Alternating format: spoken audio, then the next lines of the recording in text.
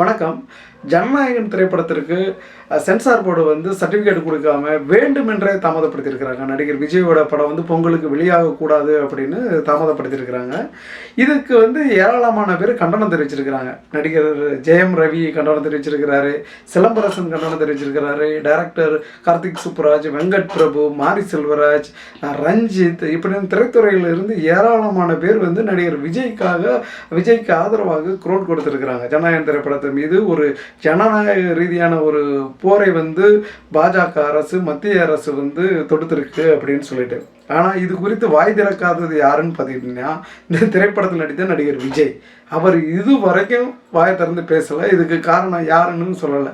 அதே போல் அவர் கட்சியில் இருக்கிற முக்கிய நிர்வாகிகளாக இருக்கக்கூடிய ஆனந்த், ஆதவ் அர்ஜுனா இவர்கள் கூட இதுக்கு வந்து மத்திய அரசு வந்து தாமதப்படுத்துதுன்னு சொல்ல மாட்டேங்கிறாங்க வெளிப்படையாக. ஏன் பயப்படுறாங்க அப்படின்னு நமக்கு புரியல. இதே திமுக அரசுனா துணிச்சலாக கேள்வி எழுப்பியிருப்பார், என்ன முதலமைச்சர் சார் என்ன பயமா அப்படின்னு கேட்டிருப்பாரு. ஆனால் மத்திய அரசை பார்த்து கேட்க மாட்டேங்கிறாங்க. மத்திய அரசு வந்து சிபிஐ வந்து அவர்களுக்கு ஆதரவாக வச்சிருந்து பழி வாங்கணும்னு அதை பயன்படுத்தினாங்க. அமலாக்கத்துறையை அதை பயன்படுத்துகிறாங்க. அதே போல் வருமான வரித்துறையையும் அவங்களுக்கு வந்து சாதகமாக யாராவது எதிரியாக இருந்தாங்கன்னா அவங்கள் மீது இதை வைத்து அவங்கள மிரட்டுவது, பணிய வைப்பது, இதை கையாண்டு இருக்கிறாங்க.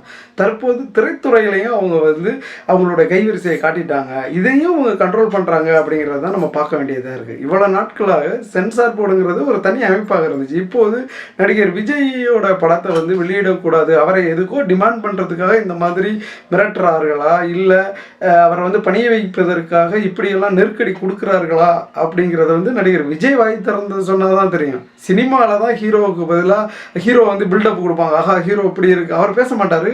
அவர் யார் தெரியுமா, அவர் வந்து எத்தனை பேர் அடிப்பார் தெரியுமா, அவர் வந்து இதுக்கு உதவி பண்ணுவார், அது பண்ணுவார்னு ஒரு பில்டப் பண்ணுவாங்க. இப்போ ரியலாக என்ன நடக்குதுன்னா நடிகர் விஜய் அப்படி தான் இருக்கிறார்.